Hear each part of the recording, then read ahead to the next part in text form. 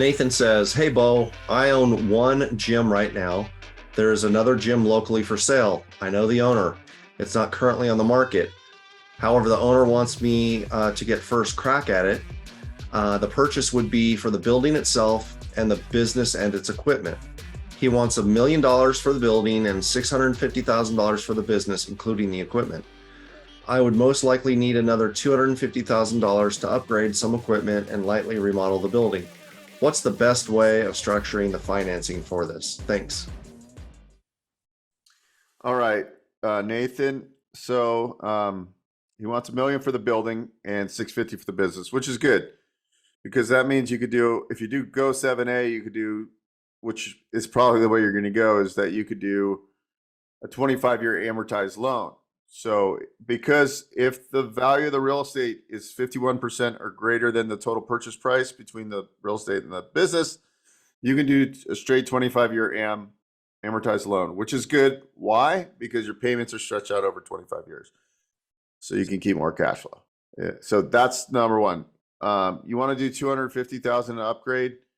So off the bat, if you're trying to get leverage, you're definitely going to go 7A because $650,000 for the business. It sounds like a lot of that is probably, maybe there might be like $200,000 or $300,000 in gym equipment, but there's probably a lot of intangibles. So you're not going to be able to leverage where the 7A does. Blue Sky does intangibles and it also does real estate.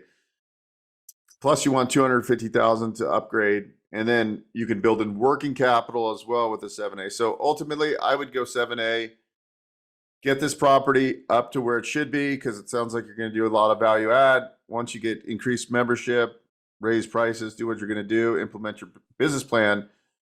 For 3-4 years from now, we go and refinance it, probably have a lot more equity at that time, and then you go into long-term fixed debt. The other thing is too, is right now we're in a rate environment where interest rates are still rising.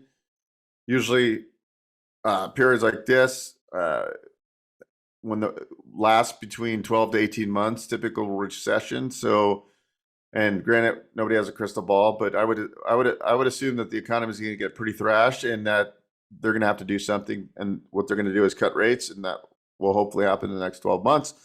So by the time you're looking to refinance, I would assume that rates would probably be a little bit less, and it would be a better time to refinance to long-term debt. There's lots of ways to structure it. And that's what's great about SBA. It's very flexible, and sounds like you got a lot of moving parts. You have the other gym. I don't know how long you own the gym, but depending on how long you own the gym, sounds like you have the experience. Assuming the business cash flow is solid, then this should be a good deal. So Nathan, great question. I would probably lean towards the 7A on this if you're trying to max out proceeds. And not everybody's always trying to max out proceeds. And when somebody emails me a question, I don't know if they've got $1 million sitting in the bank and they want to put down 40%, but I'm making an assumption that you're trying to maximize the lending as much as you can. And so that's why I think the 7A on this particular loan is the best for you.